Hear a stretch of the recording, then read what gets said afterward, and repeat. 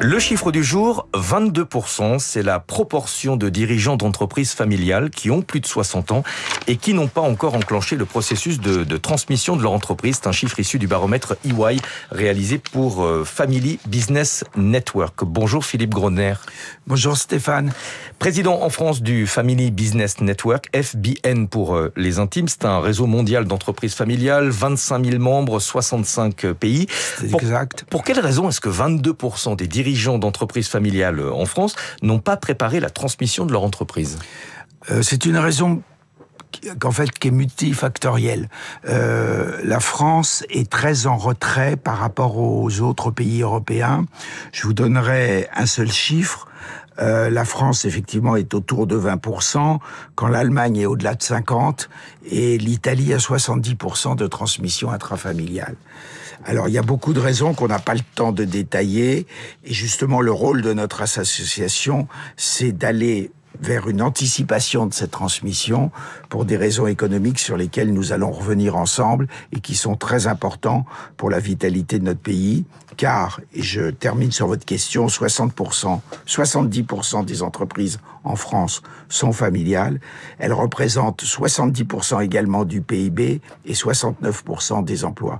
Donc l'enjeu est majeur. C'est un sujet complexe et délicat. On sait que c'est un moment compliqué dans la vie d'une entreprise familiale.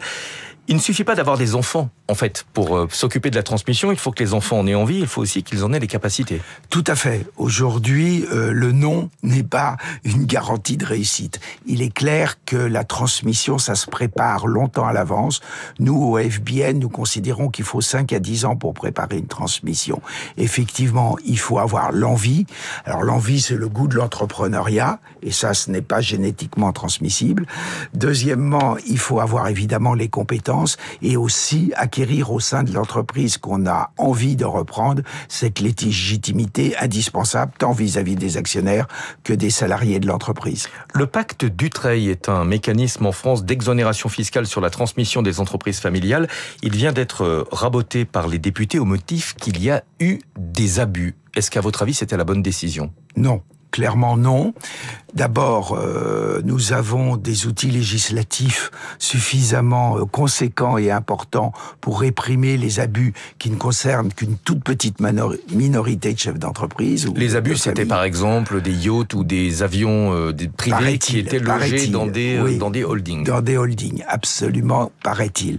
Mais ça concerne, et l'administration fiscale a tous les moyens à sa disposition pour réprimander. Donc il ne fallait pas pénaliser l'ensemble des entreprises familiales pour quelques dossiers. Voilà, pour quelques dossiers, d'autant plus que mettre en péril le pacte Dutreil, c'est prendre un risque économique majeur pour notre pays.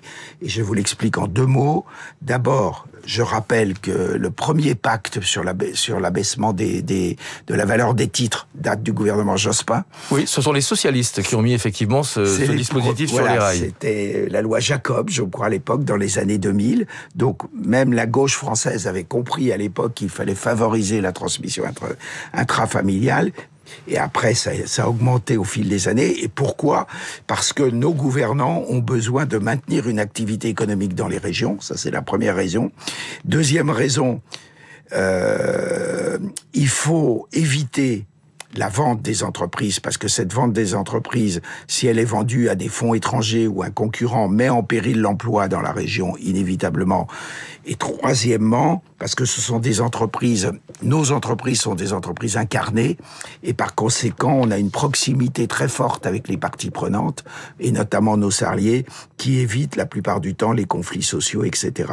Donc maintenir ce tissu d'entreprise familiale est indispensable pour notre économie. Voilà, et pour ceux qui, dans la classe politique, n'ont pas conscience du poids de ces entreprises, elles représentent pratiquement 70% du PIB en France. Exactement. Et à peu près 70% également des emplois. C'est considérable. Le Family Business Network accompagne les entreprises, notamment sur les questions de gouvernance et de transmission. Qu'est-ce que vous leur conseillez ?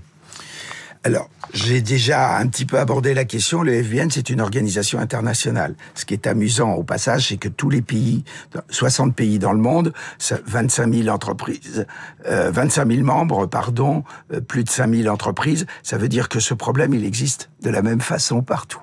Nous nous occupons effectivement auprès de nos membres de les aider sur les sujets de gouvernance et de transmission. Pourquoi ? Parce que justement, cette anticipation dont on parlait au début de notre entretien n'est pas suffisante. Et donc, nous agissons avec des techniques connues, qui ont été d'ailleurs professionnalisées par des universitaires pour aider les entreprises à s'organiser. Merci beaucoup d'être venu ce matin sur Radio Classique. Philippe Grodner, président en France du Family Business Network. Merci 6h57. Dans 3 minutes, le journal de Lénaïque Monnier à suivre.